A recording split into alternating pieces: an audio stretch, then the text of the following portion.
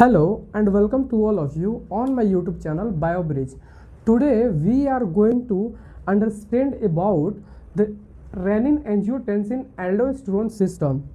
Basically this is the system running within our body. ये system जो है ये हमारे बहुत ही इम्पॉर्टेंट एक सिस्टम है जिसके थ्रू बहुत सारे ऐसे प्रोसेस हमारे बॉडी में होते हैं जिसको हम लोग आज स्टडी करेंगे, सीखेंगे। और इसका बेसिकली एक मेजर फंक्शन होता है जिसको बोलते हैं कि ये जो सिस्टम है हमारे ब्लड प्रेशर को इंक्रीज करता है। तो देखते हैं कि इसमें कैसे कैसे ये जो सिस्टम है हमारा बेसिकली एक हार्मोन्स का सिस्टम है और ये हार्मोन्स का सिस्टम हमारा बॉडी का ब्लड प्रेशर को रेगुलेट करता है। तो नॉर्मली क्या होता है कि जो रेनिन एंजियोटेंसिन एल्डोस्टेरोन सिस्टम है ये क्या है, एक हार्मोन सिस्टम है। ये क्या है, ये क्या है? It is a hormone system. It is a hormone system in the body that helps to regulate, क्या क्या रेगुलेट करता है? सबसे हमारा जो मेन होता है वो होता है ब्लड प्रेशर को रेगुलेट करता है। ब्लड प्रेशर को रेगुलेट करता है। दूसरा जो करता है हमारा ब्लड वॉल्यूम को बढ़ाता है, ब्लड वॉल्यूम को इंक्रीज करेगा, ब्लड प्रेशर को भी इंक्रीज करेगा। नेक्स्ट जो हमारा है वो क्या करता है, हमारा सोडियम और वाटर का बैलेंस करता है। सोडियम का और वाटर का बैलेंस करेगा हमारे सर्कुलेटरी सिस्टम में। चौथा हमारा क्या है, ये फ्लूइड को बैलेंस करता है। बेसिकली वही है ब्लड वॉल्यूम और फ्लूइड वॉल्यूम को बैलेंस करके रखता है कि ना ही वो हाइपरटेंशन हो और ना ही हाइपोटेंशन हो। मेनली क्या होता है कि इसमें बहुत सारे ऑर्गन्स इन्वॉल्व होते हैं। जैसे कि हमारा सबसे पहले हमारा मेन जो ऑर्गन्स होता है इन्वॉल्विंग ऑर्गन्स, बहुत सारे ऐसे ऑर्गन्स हैं जो इन्वॉल्व होते हैं इस सिस्टम में। जैसे हमारा फर्स्ट में हो गया किडनी क्या करता है, हमारा रेनिन का सेक्रेशन करता है। फिर हमारा हो गया मोस्ट इंपॉर्टेंट लीवर। फिर हमारा उसके बाद आता है हमारा लंग्स, और फिर आता है हमारा adrenal gland.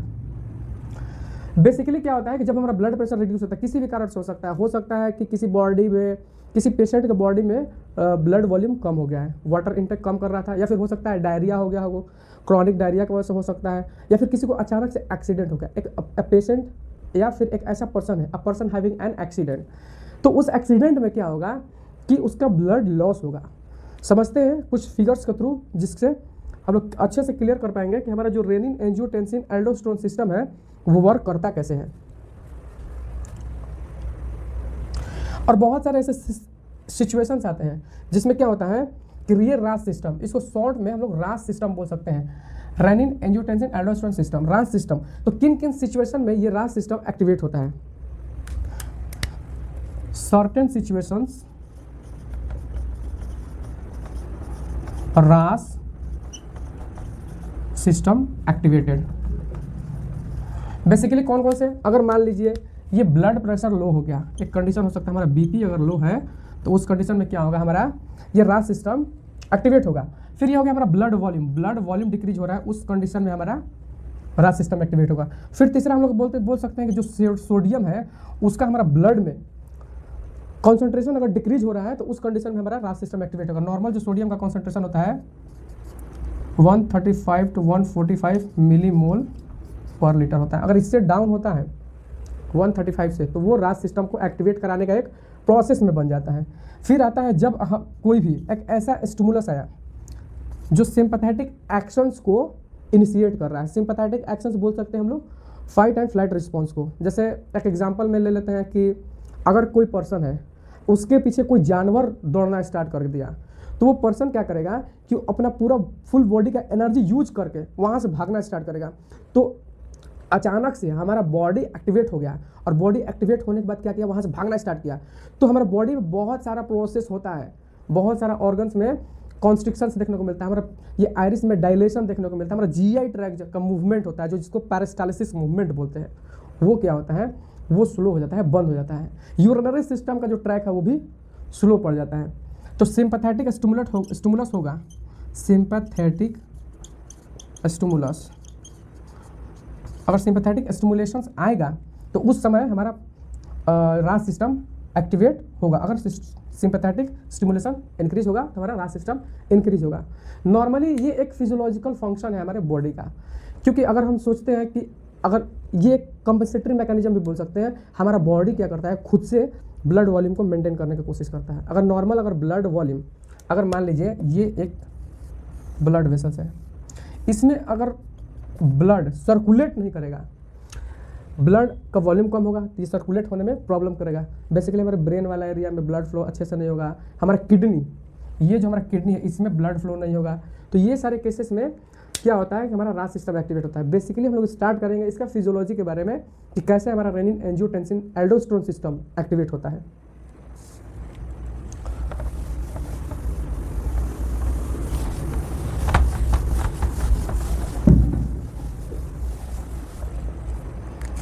Suppose this is our circulatory system, ये हमारा बॉडी का सर्कुलेटरी सिस्टम है। एक पर्सन है, उसको अचानक से एक एक्सीडेंट हो रहा है, और एक्सीडेंट होने के बाद जो सर्कुलेटरी सिस्टम हमारा ब्लड वेसल्स है वो रैप्चर कर रहा है, और वो रैप्चर करने के बाद जितने भी हमारा ब्लड्स है वो ब्लड लीक हो रहा है, ब्लड हमारा लीक हो रहा है।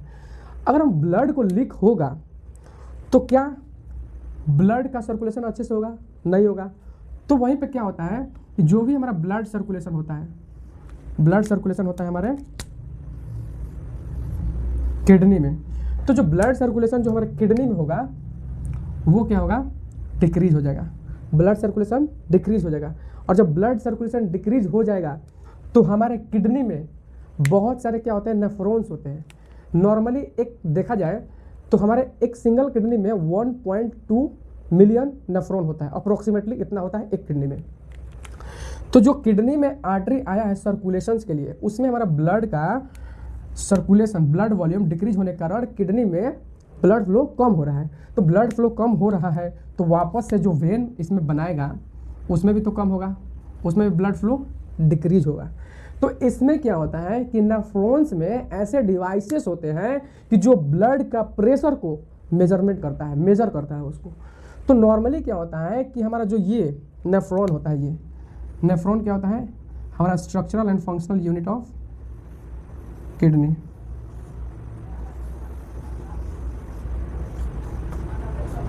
नॉर्मली होता यह है कि जब ये आर्टरी, ये एफरेंट आर्टरी और इफरेंट आर्टरी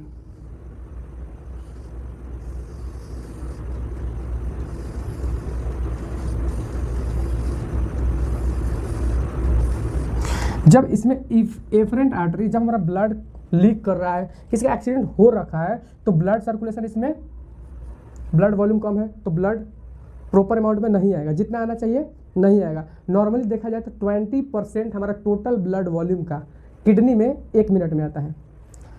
नॉर्मली 1000 से लेकर 1200, 1000 से 1200 ml ब्लड 1 मिनट में हमारा किडनी में आता है। तो ये क्या होता है कि हमारा एक यहाँ पर जब ब्लड वॉल्यूम कम है और ब्लड का सर्कुलेशन कम जा रहा है, तो ये नॉर्मल सी बात है कि इसका जो GFR होगा वो डाउन हो जाएगा। जो हमारा GFR होगा, ग्लोमेरुलर फिल्ट्रेशन रेट, वो क्या होगा, वो डाउन हो जाएगा, डिक्रीज होगा। तो जब डिक्रीज होता है तो क्या होता है कि यहाँ पर एक स्पेशलाइज्ड टाइप का सेल्स होता है, एक स्मूथ मसल्स होता है, एक क्या होता है, स्पेशलाइज्ड स्मूथ मसल्स होता है यहाँ पर, ये एफरेंट आर्टरियोल्स के जस्ट नीचे, एफरेंट आर्टरियोल्स के जस्ट नीचे क्या होता है, एक स्मूथ मसल्स होता है। और ये स्मूथ मसल्स ये क्या करता है, हमारे ब्लड प्रेशर को सेंस करता है, ब्लड प्रेशर सेंसरिंग डिवाइस इसको बोल सकते हैं, BP सेंसरिंग डिवाइस। ये हमारा क्या करता है, बैरो रिसेप्टर की तरह काम करता है। बैरो रिसेप्टर मतलब ये एक रिसेप्टर की तरह काम करेगा, नर्वस सिस्टम रिसेप्टर की तरह काम करेगा। जब ब्लड का सर्कुलेशन कम होगा, जब ब्लड फ्लो कम होगा हमारे किडनी के नेफ्रॉन्स में, तो ये रिसेप्टर क्या करेगा, स्टिमुलेट होगा। और जब ये रिसेप्टर स्टिमुलेट होगा तो कुछ केमिकल्स रिलीज करेगा। ठीक, दूसरी बात कि एक और डिवाइस होता है, जैसे कि यहाँ से आर्टरी, जो एफरेंट आर्टरियोल्स है, यहाँ से जो जीएफआर, जो ग्लोमेरुलर फिल्ट्रेट यहाँ पर फिल्टर हो रहा है ब्लड, तो उसमें क्या होता है कि सोडियम भी फिल्टर आउट होता है, हमारा सोडियम भी फिल्टर आउट होगा। जब सोडियम फिल्टर आउट होता है तो नॉर्मल कंसंट्रेशन में सोडियम के एब्जॉर्प्शन इस वाले एरिया में पीसीटी प्रॉक्सिमल कन्वोल्यूटेड ट्यूब्यूल्स में 65% सोडियम का रीएब्जॉर्प्शन हो जाता है। फिर इस वाले रीजन में क्या होता है कि 25% सोडियम का रीएब्जॉर्प्शन होगा। नेक्स्ट क्या होता है कि जब ये वाला रीजन में 10% रीएब्जॉर्प्शन होता है हमारा सोडियम का नॉर्मल सर्कुलेशन में। अगर किसी बॉडी में किसी एक पर्सन है उसमें कोई प्रॉब्लम नहीं है तो इस वाले कंडीशन में इस तरह से रीएब्जॉर्प्शन होता है सोडियम का। लेकिन अगर ब्लड लीक कर रहा है, एक्सीडेंट हुआ है, ब्लड फ्लो कम है, ब्लड वॉल्यूम कम है, रीनल सर्कुलेशन कम है, तो ये सोडियम का फिल्ट्रेशन कम हो रहा है। अब एक नॉर्मल सी बात है कि यहाँ पर फिल्ट्रेशन जब अच्छा होता है, जब हमारा ब्लड वॉल्यूम अच्छा होता है तो उसमें सोडियम बहुत जल्दी फिल्टर होता है और बहुत जल्दी यूरिन में निकलता जाता है। लेकिन आप समझ सकते हैं कि मान लीजिए एक चेन है, इस चेन को आगे जाया जा रहा है, इसमें सोडियम रखा हुआ है। अगर इस चेन को आगे बढ़ रहा है और जल्दी बढ़ रहा है तो क्या रीअब्जॉर्प्शन होगा? यहाँ पर नहीं होगा। नॉर्मली क्या होता है कि नॉर्मल सर्कमस्टांसेस में जब सोडियम फिल्टर होता है तो जल्दी फिल्टर होने के कारण, इसका कॉन्सेंट्रेशन ज़्यादा होने के कारण वो यूरिन में लीक आउट हो जाता है। लेकिन इस कंडीशन में क्या है, ब्लड वॉल्यूम कम है, जीएफआर कम होगा, लेकिन ये सोडियम लीक कर रहा है, लेकिन धीरे धीरे लीक कर रहा है। तो जब धीरे धीरे लीक करेगा तो नॉर्मली क्या होता है, कोई भी पर्सन अगर धीरे धीरे वहाँ से कोई सब्सटेंस गुजर रहा है तो नॉर्मली क्या करेगा, वो कैच कर लेगा। तो ये सोडियम का रीअब्जॉर्प्शन भी ज़्यादा होगा। तो रीअब्जॉर्प्शन ज़्यादा होने के कारण मान लीजिए यहाँ पर 70 हो गया और यहाँ पर वहाँ पर 25 ही हो गया, यहाँ पर कितना बचा, यहाँ पर बच गया आपका 5%। जब 10% से 5% के कंडीशन में आता है सोडियम का रीअब्जॉर्प्शन, तो यहाँ पर क्या होता है कि एक स्पेशल टाइप्स का सोडियम सेंसिंग डिवाइस होता है। यहाँ पर क्या होता है, एक सोडियम सेंसिंग डिवाइस होता है। ये भी एक टाइप का सेल्स ही है, ये एक टाइप का सेल्स है। ये किस तरह का सेल्स होता है, तो ये सोडियम सेंसिंग सेल्स होता है। और नॉर्मली क्या हुआ कि इसको जब साइंटिस्ट रिसर्च कर रहे थे तो इस वाले रीजन में बहुत ही डार्क, एकदम डेंस कलर का, डेंस मतलब जिसका डेंसिटी हाई, बहुत ही मतलब डार्क सिचुएशन में दिखा ये सेल्स, ये एक मॉडिफाइड सेल्स है। और इसका फंक्शन क्या है, ये सोडियम को, ये जो सोडियम हमारा फिल्टर आउट हो रहा था उसको क्या कर रहा था, ये सेंस कर रहा था। सोडियम सेंसिंग डिवाइस है ये सोडियम सेंसिंग डिवाइस है। और ये है हमारा ब्लड प्रेशर सेंसिंग डिवाइस। जब ब्लड प्रेशर डाउन होगा तब हमारा इस वाले रीजन्स को स्टिमुलेशन मिलेगा। और नॉर्मली इस सेल्स को हम लोग क्या बोलते हैं, पार्किंसन सेल। और इसको हम लोग बोलते हैं इस डेंस, ये डेंस था और मैक्यूल्स लाइक था, इसका स्ट्रक्चर मैक्यूल्स का था, इसलिए इसको क्या नाम दिया गया, मैक्यूला डेंसा। Macula densa. और ये दो सेल्स एक नॉर्मल सा कनेक्टिव टिश्यू से अटैच होते हैं। कुछ कनेक्टिव टिश्यू होता है जिसके कारण ये अपरेटस एक दूसरे से अटैच होता है। तो ये पार्किंसन सेल और ये मैक्यूला डेंसा, ये दोनों को हम लोग क्या बोलेंगे, इस दोनों को अगर एक साथ कलेक्टिवली बोलना हो तो दोनों को हम लोग क्या बोलेंगे, इसका नाम होता है जेजी अपरेटस, जस्टा ग्लोमेरुलर जेजी अपरेटस, जेजी अपरेटस। ये एक डिवाइस होता है। ये डिवाइस क्या करता है, हमारे ब्लड प्रेशर को रेगुलेट करता है।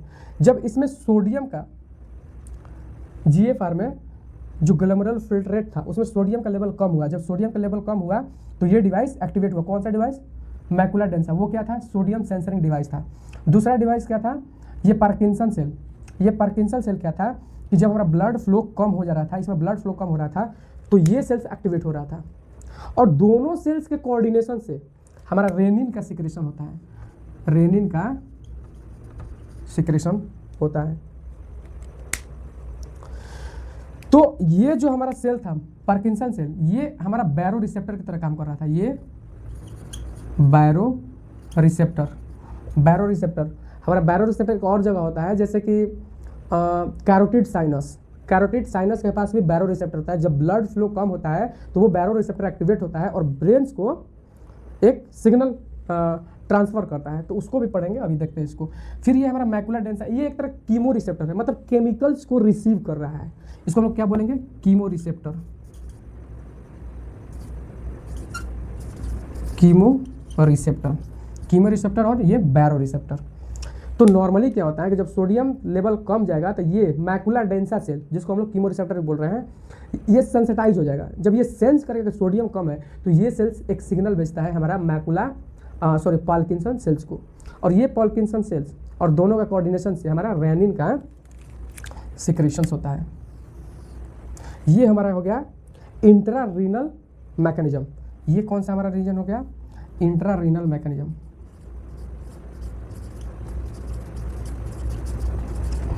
अब एक और प्रोसेस होता है रेनिन का स्टिमुलेट होने का। सपोज ये क्या है, हमारा हार्ट है, हार्ट का ये 4 चैम्बर है, ये हमारा क्या है, नॉर्मली क्या है, ये जो है नॉर्मली यहाँ पर इस डायग्राम को समझते हैं। मान लीजिए ये हमारा हार्ट है, ये हमारा हार्ट है, और यहाँ से हमारा आयोटा निकला,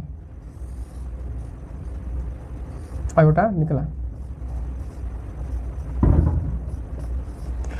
अब ये जो आर्टरी है, ये आयोटा से जो आर्टरी डिवाइड हो रहा है, ये हमारा इधर लेफ्ट कहाँ जाएगा, हमारा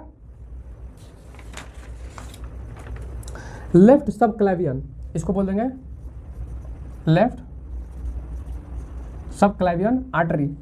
और ये क्या हो जाएगा हमारा, ये वाला इधर जाता है राइट हैंड में, इसको बोलते हैं हम लोग राइट सब क्लैवियन आर्टरी। अब देखते हैं मेन ब्रांच, इसमें क्या होता है, एक ब्रेन की तरफ जाता है। ये जो बीच वाला है इसको क्या बोलते हैं, इसको बोलते हैं लेफ्ट कॉमन, लेफ्ट साइड में होगा, लेफ्ट जो ब्रेन को ब्लड सप्लाई करेगा, तो लेफ्ट कॉमन कैरोटिड आर्टरी, और ये राइट कॉमन कैरोटिड आर्टरी। तो नॉर्मली मेरा समझाने का ये मतलब है कि जो ये प्रोसेस होता है, यहाँ पर क्या होता है कि यहाँ पर होता है कैरोटिड साइनस, यहाँ पर होता है कैरोटिड साइनस। जब ब्लड वॉल्यूम कम रहेगा हमारे बॉडी में, जब पर्सन्स का ब्लड लीक आउट कर रहा था, तो उस समय हमारे आयोटा में जो ब्लड सप्लाई हो रहा था वो कम हो रहा था, और ब्लड सप्लाई कम होने के बाद ये जो लेफ्ट कॉमन कैरोटिड आर्टरी है, लेफ्ट कॉमन, ये क्या करता है, हमारा ब्रेन वाले रीजन में ब्लड को सप्लाई करता है। जब ब्रेन वाले रीजन में ब्लड को सप्लाई नहीं जाता है तो ये बैरो रिसेप्टर क्या होता है, एक्टिवेट होता है। ये बैरो रिसेप्टर एक्टिवेट होगा, और ये बैरो रिसेप्टर जब एक्टिवेट होगा तो एक स्पेशल टाइप के सिग्नल्स को ट्रांसमिट करता है, एक सिग्नल्स जनरेट करेगा और हमारा ब्रेन तक इस सिग्नल्स को पहुंचाएगा। ये baroreceptor blood pressure sensoring device होता है। जब यहाँ पर सर्कुलेशन कम जाता है हमारा ब्रेन में, तो कैरोटिड साइनस के पास बैरो रिसेप्टर होता है, और ये स्टिमुलेट होने के बाद हमारे ब्रेन को क्या करता है, एक सिग्नल भेजता है। जब हमारा ब्रेन को सिग्नल भेजेगा तो ये ब्रेन क्या रिलीज करता है, एक टाइप का केमिकल्स रिलीज करता है। उस केमिकल्स को बोलते हैं सिंपैथेटिक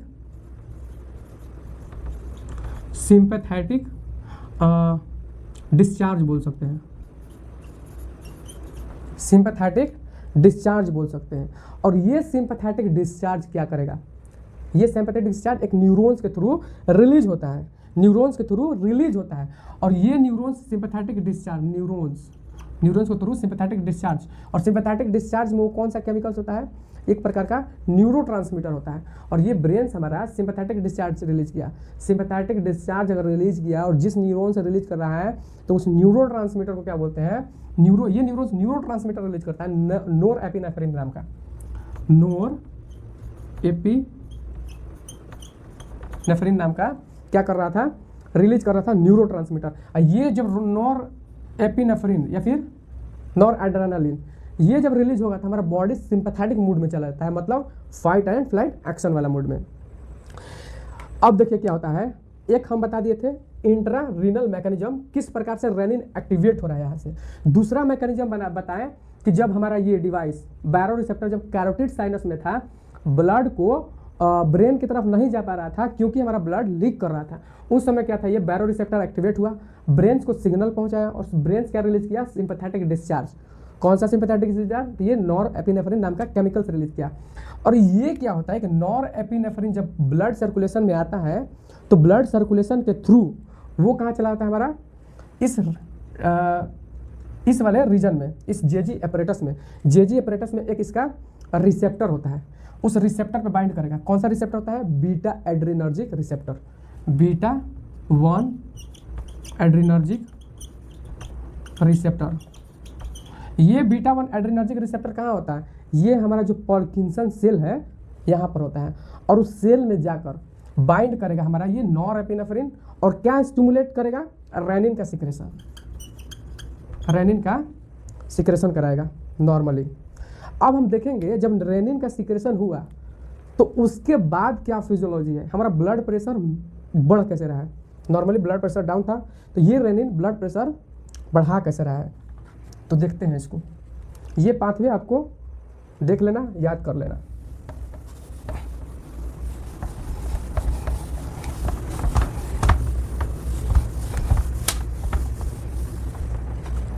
नॉर्मली क्या होता है कि किडनी से जो हम डिवाइस यहाँ पर बताए वहाँ से क्या होता है कि रेनिन का सिक्रेशन होता है। जो हमारा लीवर है, नॉर्मली आपको लीवर पता है कि बहुत सारा प्रोटीन से रिलीज करता है, तो एक प्रोटीन का नाम है एंजियोटेंसिनोजेन। ये जेन मतलब इनएक्टिव फॉर्म में है, लेकिन हमारा ब्लड प्रेशर डिवाइस जो हमारा पार्किंसन सेल था और सोडियम सेंसरिंग डिवाइस जो हमारा मैकुला डेंसा था वो, और एक और मैकेनिज्म बताएं हार्ट वाला जो ब्लड प्रेशर बढ़ा रहा था, ब्लड सर्कुलेशन को लो कर रहा था, तो बैरो रिसेप्टर एक्टिवेट हो रहा था। तो उस मैकेनिज्म, होल मैकेनिज्म में क्या हमारा था, रेनिन का स्टिमुलेशन, रेनिन हमारा सेक्रेट हो रहा है। तो जब हमारा किडनी क्या करता है, रेनिन सिक्रीट करता है, तो ये एंजियोटेंसिनोजेन को ये रेनिन क्या करता है, कन्वर्ट कर देता है एंजियोटेंसिन 1 में। ये क्या करता है, ये एंजियोटेंसिनोजेन को रेनिन क्या करता है, टेंसिन 1 में कन्वर्ट कर देता है। अब क्या होता है कि ये एंजियोटेंसिन हमारे ब्लड में सर्कुलेट होते रहता है और पहुंचता है कहाँ, हमारे लीवर के पास, लंग्स के पास। लंग्स क्या करता है, लंग्स के जो ब्लड वेसल्स होता है उसके एंडोथेलियल सेल्स पे एक एंजाइम्स होता है जिसको हम लोग बोलते हैं एंजियोटेंसिन कन्वर्टिंग एंजाइम्स, शॉर्ट में ACE। और ये ACE क्या करता है, इस एंजियोटेंसिन 1 को एंजियोटेंसिन 2 में कन्वर्ट कर देता है, एंजियोटेंसिन 2 में कन्वर्ट कर दिया। अब ये एंजियोटेंसिन 2 का बहुत सारा क्या होता है, रिसेप्टर होता है, बहुत सारा फंक्शन होता है, बहुत सारा रिसेप्टर होता है। तो इसका फंक्शन देखा जाए तो बहुत सारे होंगे। एक फंक्शन क्या होगा, एड्रिनल ग्लैंड पे काम करेगा। दूसरा क्या होगा, हमारा आर्टरी में ये आर्टरी जो एंडोथेलियल सेल्स होते हैं, या फिर आर्टरी में आपको पता होगा स्मूथ मसल्स है, उस पर भी इसका रिसेप्टर होता है एंजियोटेंसिन 2 का। वेन्स में भी होते हैं तो वेन्स में भी रिसेप्टर होगा एंजियोटेंसिन 2 का, और वहाँ पर वो क्या करेगा, स्मूथ मसल्स को जाकर और स्मूथ मसल्स में कॉन्ट्रैक्शन कराएगा। जब स्मूथ मसल में कॉन्ट्रैक्शन कराएगा तो इसका ल्यूमेन क्या था, बड़ा था, तो वो क्या हो जाएगा, छोटा हो जाएगा। जब ल्यूमेन छोटा हो जाएगा तो ब्लड का प्रेशर बढ़ेगा। नेक्स्ट हमारा क्या होता है कि जब ब्लड प्रेशर, जब कॉन्ट्रैक्शन होगा, ये ब्लड वेसल्स का कॉन्ट्रैक्शन होता है तो ब्लड का प्रेशर बढ़ता है, जिसके कारण से हमारा क्या होता है कि स्ट्रोक वॉल्यूम बढ़ेगा। स्ट्रोक वॉल्यूम बढ़ता है। जब स्ट्रोक वॉल्यूम बढ़ता है तो हमारा कार्डियक आउटपुट भी बढ़ेगा। कार्डियक आउटपुट, स्ट्रोक वॉल्यूम पता है, एक बीट में एक बार पंप किया हार्ट, उसमें कितना ब्लड वो बाहर फेंका। कार्डियक आउटपुट का मतलब 1 मिनट में हमारा हार्ट कितना ब्लड को आयोटा में भेजा। तो ये प्रोसेस क्या करता है हमारा, ये एंजियोटेंसिन 2 करता है, कॉन्ट्रैक्शंस करेगा, बीपी बढ़ जाएगा। दूसरा इसका फंक्शंस क्या होता है कि ये जो एड्रिनल ग्लैंड है, एड्रिनल ग्लैंड, उसका पता है आपको कि 2 लेयर में होता है, एक कॉर्टेक्स एक मेडुला। तो कॉर्टेक्स वाले रीजन में 3 रीजन होता है। उसके फर्स्ट वाला रीजन होता है जोना ग्लोमेरुलोसा, जोना ग्लोमेरुलोसा, और जोना ग्लोमेरुलोसा से ये मिनरलोकोर्टिकॉइड सिक्रेट करता है, मिनरलोकोर्टिकॉइड।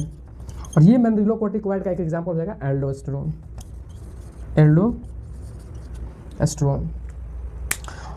अब इसका मैकेनिज्म हम लोग आगे पढ़ेंगे कि एल्डोस्टेरोन का फंक्शंस क्या होता है। फिर हमारा जो एंजियोटेंसिन 2 का होता है दूसरा फंक्शंस लिखेंगे हम लोग कि ये एंजियोटेंसिन का हमारा, ये एल्डोस्टेरोन पर रिसेप्टर था, स्मूथ मसल्स पर रिसेप्टर था, और हमारा जो हाइपोथैलेमस है, हाइपोथैलेमस, उसके पास भी इसका रिसेप्टर होता है। और जब उसके पास रिसेप्टर के साथ ये एंजियोटेंसिन 2 बाइंड करेगा तो एडीएच का सिक्रेशंस बढ़ा देता है, एंटी डायूरेटिक हार्मोन्स। और जब एंटी डायूरेटिक हार्मोन्स बढ़ा देगा सिक्रेशंस, तो वो क्या करता है, जो हमारा कलेक्टिंग डक्ट होता है नेफ्रॉन्स का, ये वाला रीजन, यहाँ पर एक्वापोरिन बना देता है। एक्वापोरिन मतलब चैनल्स बनाएगा और वाटर का रीएब्जॉर्प्शन करता है। वाटर का रीएब्जॉर्प्शन करेगा तो हमारा ब्लड वॉल्यूम बढ़ेगा। तो वाटर का रीएब्जॉर्प्शन करा देगा। एक और मेन फंक्शंस क्या होता है कि ये एंजियोटेंसिन 2 हमारा जाएगा हाइपोथैलेमस पे जाएगा और थ्रस्ट मैकेनिज्म को स्टार्ट कर देगा। थ्रस्ट मैकेनिज्म को स्टार्ट करेगा तो पर्सन क्या करेगा, पानी पीना स्टार्ट करेगा। पानी पीना स्टार्ट करेगा तो वही process ADH reabsorption, water intake, water reabsorb, तो ब्लड वॉल्यूम बढ़ेगा। तो ये सारा कुछ प्रोसेस होता है जो हमारा ब्लड वॉल्यूम क्या होता है, बढ़ता है। तो ये एक फिजियोलॉजी है जो हमारा रास सिस्टम का है कि कैसे हमारा ब्लड प्रेशर को बढ़ा रहा है, कौन से सिचुएशन में, तो हाइपोवॉलीमिया, लो बीपी वाले केस में। तो नेक्स्ट हम समझेंगे कि जो एड्रेनल ग्लैंड पर ये एंजियोटेंसिन वर्क किया था, जोना ग्लोमेरुलोसा लेयर्स पे एक मिनरलोकोर्टिकॉइड रिलीज किया था जिसका नाम था एल्डोस्टेरोन। अब ये एल्डोस्टेरोन क्या करता है, अब ये एल्डोस्टेरोन क्या करेगा, ये एल्डोस्टेरोन एक्ट करता है हमारा, ये एल्डोस्टेरोन कहाँ एक्ट करेगा, हमारा कलेक्टिंग डक्ट, जो कलेक्टिंग डक्ट और डीसीटी के बीच में एक होता है प्रिंसिपल सेल्स, जिसको बोलते हैं प्रिंसिपल सेल। इस पर एक्शन दिखाता है और एक्शन दिखाने के बाद सोडियम का रीएब्जॉर्प्शन कराएगा। उसका थोड़ा फिजियोलॉजी देख लेते हैं कैसे एक्शंस दिखाता है।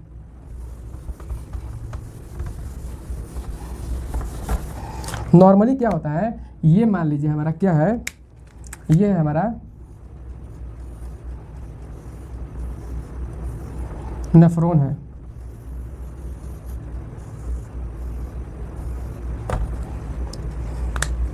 यहाँ पर हमारा होता है जे प्रिंसिपल सेल। ये प्रिंसिपल सेल्स को हम लोग थोड़ा बड़ा में देखते हैं, थोड़ा इस प्रिंसिपल सेल्स को बड़ा में देखते हैं। ये मान लीजिए हमारा प्रिंसिपल सेल है, ये क्या है हमारा प्रिंसिपल सेल। ये क्या करता है, इसमें एक न्यूक्लियस होता है और न्यूक्लियस में क्या होता है कि स्पेशल टाइप का जीन्स होता है, 3 स्पेशल टाइप का जीन होता है, ये जीन है।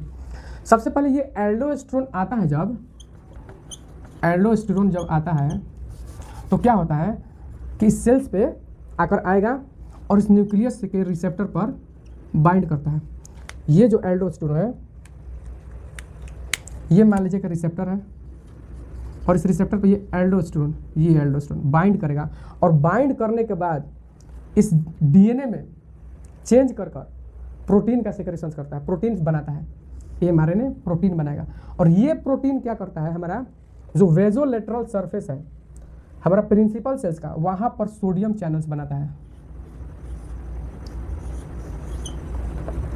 ये हमारा कलेक्टिंग डक्ट है, ये हमारा क्या है, कलेक्टिंग डक्ट और डीसीटी और कलेक्टिंग डक्ट। तो जब ये फर्स्ट जीन को यहाँ पर एल्डोस्टेरोन बाइंड किया और ये फर्स्ट जीन क्या किया, एक प्रोटीन रिलीज किया और प्रोटीन हमारा सोडियम चैनल्स बनाया। अब क्या था कि जितने भी इस प्रिंसिपल सेल्स में सोडियम थे, जितने भी सोडियम थे, ये ट्रांसपोर्टर के थ्रू एक्स्ट्रा सेलुलर स्पेस में पहुंच गया, यहाँ से एक्स्ट्रा सेलुलर स्पेस में पहुंच जाएगा। और एक्स्ट्रा सेलुलर स्पेस से हमारा कहाँ पहुंच जाएगा, ब्लड में पहुंच जाएगा, हमारा ब्लड में पहुंच जाता है। तो जब सोडियम ब्लड में चला गया तो सोडियम का कॉन्सेंट्रेशन इस प्रिंसिपल सेल में डिक्रीज हो जाता है, सोडियम का कॉन्सेंट्रेशन क्या होगा, डिक्रीज हो जाएगा। तो फिर ये नेक्स्ट वाला जीन क्या होता है, एक्टिवेट होता है। फिर से ये एल्डोस्टेरोन का इन्फ्लुएंस से ये नेक्स्ट वाला जीन क्या होगा, एक्टिवेट होगा और क्या करेगा, एक स्पेशल टाइप का प्रोटीन सिंथेसाइज करता है। और वो हमारा क्या करता है, ये इस वाले रीजन में प्रोटीन का सिंथेसाइज करता है। तो हम पहले बताए थे कि जब नेफ्रॉन में सोडियम का फिल्ट्रेशन हो रहा था तो वहाँ से पी ग्लाइकोप्रोटीन क्या कर रहा था, इस सोडियम चैनल के थ्रू यहाँ से सोडियम जो है फिल्टर है, सोडियम जो यूरिन में आ रहा था, जो कलेक्टिंग डक्ट और डिस्टल कन्वोल्यूटेड ट्यूब्यूल्स में था, उसको रीअपटेक कर रहा था, रीअपटेक। और इस सोडियम के कॉन्सेंट्रेशन जो डिक्रीज था हमारा प्रिंसिपल सेल्स में, उसको बढ़ाया, इसको क्या किया, बढ़ा दिया। और पहले ही बता दें फर्स्ट जीन क्या किया था, हमारा इस सेल्स में जितना भी सोडियम आ रहा था उसको हमारा ब्लड में पहुंचा रहा था। तो हमारा जितना अमाउंट में सोडियम इंटेक किए हुए हैं वो क्या कर रहा है, रीएब्जॉर्ब प्रिंसिपल सेल्स करके ब्लड में ट्रांसफर कर रहा है। नेक्स्ट जब सोडियम का हमारा ब्लड में चला जाता है तो ये थर्ड वाला जीन फिर से एल्डोस्टेरोन के इन्फ्लुएंस से एक्टिवेट होगा और क्या करता है कि हमारा एक और चैनल बनाता है जिसका नाम है पोटेशियम चैनल। तो जितने भी हमारे सेल्स में, प्रिंसिपल सेल्स में पोटेशियम था, पोटेशियम का कॉन्सेंट्रेशन हाई था, उसको रिलीज कर देगा हमारा यूरिन के थ्रू, यहाँ से पोटेशियम रिलीज होगा। और इस प्रोसेस के थ्रू क्या होता है कि सोडियम का रिटेंशन होता है और पोटेशियम का एक्सक्रीशन होता है। आपको पता है पोटेशियम हेल्प करता है हमारा कॉन्ट्रैक्शन में, लेकिन लिटिल अमाउंट में अगर पोटेशियम हमारा बॉडी में ज़्यादा हुआ तो बहुत सीवियर कंडीशन होता है, पेशेंट का डेथ भी हो सकता है।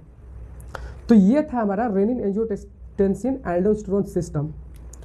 अब इसमें क्या है कि जब सोडियम रिटेन किया, सोडियम इस सेल में गया, सेल से कहाँ गया, हमारा ब्लड सर्कुलेशन में। तो आपको पता है कि जो सोडियम है वो बहुत ज़्यादा प्यार करता है किससे, वाटर से। तो जितने अमाउंट में सोडियम का रिटेंशन होगा उसके पीछे पीछे इसकी लैला कौन है, वाटर। तो ये वाटर क्या करेगा, रिटेन करेगा अपने तरफ। नॉर्मली आपको पता है कि जब कहीं भी सोडियम, नॉर्मली नमक भी रख देंगे तो वहाँ पर नमी आ जाता है, तो वो क्या करता है, जो हमारा एनवायरनमेंट है वहाँ से मॉइस्चर को क्या करता है, रिटेन करता है, जिसके थ्रू क्या होता है, हमारा सोडियम मॉइस्ट बनता है। तो नॉर्मली इस प्रोसेस में, इस रेनिन एंजियोटेंसिन एल्डोस्टेरोन सिस्टम में क्या हुआ कि सोडियम बढ़ता गया और उसके पीछे पीछे क्या था, वाटर रिटेन हुआ। और हमारा वाटर रिटेन हुआ, ब्लड का वॉल्यूम बढ़ा, ब्लड वॉल्यूम बढ़ेगा तो हमारा ब्लड का प्रेशर बढ़ेगा, और ब्लड प्रेशर बढ़ेगा तो जो ब्रेन वाला पाथवे था, ब्रेन वाला कैरोटिड आर्टरी, वहाँ पर नॉर्मल ब्लड फ्लो होना स्टार्ट हो जाएगा, ब्रेन में सर्कुलेशन स्टार्ट हो जाएगा। और किडनी में जो डिवाइस था वहाँ पर भी ब्लड का सर्कुलेशन प्रॉपर होने लगा। जब प्रॉपर ब्लड का सर्कुलेशन होगा तो किडनी में एक डिवाइस था, बीपी सेंसिंग डिवाइस, जो पार्किंसन सेल था, वो डीएक्टिवेट हो जाएगा। और सोडियम का फिल्ट्रेशन अच्छे से होने लगेगा तो हमारा कौन सा डिवाइस था, मैकुला डेंसा, जो कीमो रिसेप्टर की तरह काम कर रहा था, जो chemical sensing, sodium sensing device था, वो भी डीएक्टिवेट हो जाएगा। और इस प्रकार से क्या हो जाएगा, हमारा बीपी को मेंटेन करेगा। लो ब्लड वॉल्यूम था, हाई ब्लड वॉल्यूम हुआ, लो बीपी था, हाई बीपी पे हुआ, सोडियम का बैलेंस गड़बड़ाया हुआ था, वाटर का बैलेंस गड़बड़ाया हुआ था। तो इस पाथवे से क्या हुआ, सोडियम और वाटर बैलेंस हो गया। तो ये क्या था हमारा renin angiotensin tensin aldosterone system. This is the system which normally regulate in our body to maintain our blood pressure. तो आज के वीडियो में यही हम जानेंगे, नेक्स्ट वीडियो में कुछ और टॉपिक के साथ आएंगे, और तब तक एकदम अपना कॉन्सेप्ट को सिंप्लीफाइड और विजुअलाइज वे में क्लियर करते रहिए हमारे साथ। और thanks for watching my video and please subscribe and likes and share. Thank you.